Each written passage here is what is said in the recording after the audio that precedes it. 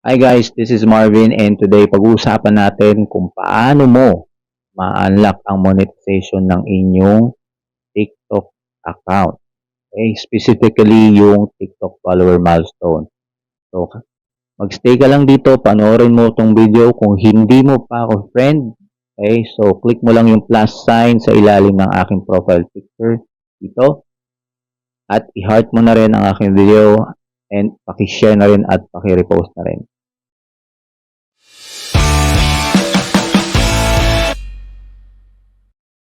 Alright.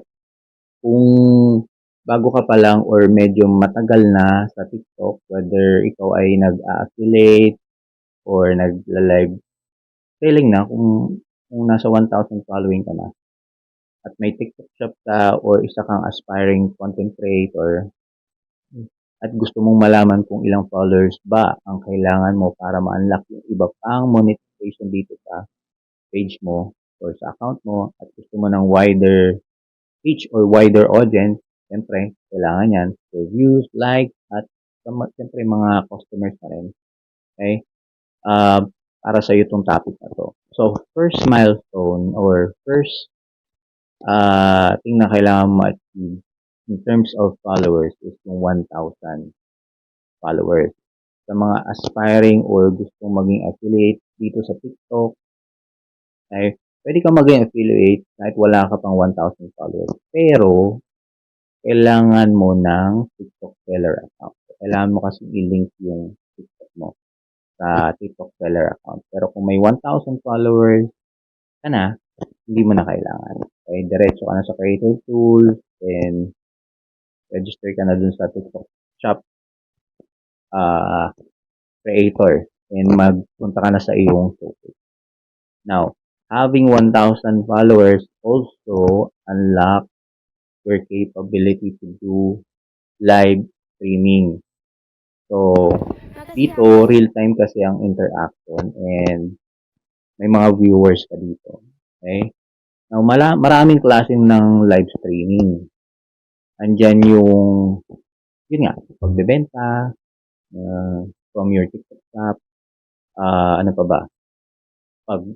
Grow ng mga following, kasi may tinatawag tayong grow room, may kantahan, okay? May tambayan lang, chat lang sila, magkakwentuhan lang, at marami pang iba. Okay? Sa live streaming, eligible ka makareceive ng mga virtual gifts, which you can convert into diamonds. Okay? So, diamonds na pwede mong i-withdraw as real money. Now, second milestone is having 10,000 followers. So, it will unlock yung monetization ng mga content mo, ng mga videos mo. Okay? So, magiging entitled ka sa mga virtual gifts. Hindi lang sa live streaming. Yung content mo kapag may 10,000 followers ka, pwede ka nilang bigyan ng virtual gift using that. So, papakita ko na rin kung paano. Okay?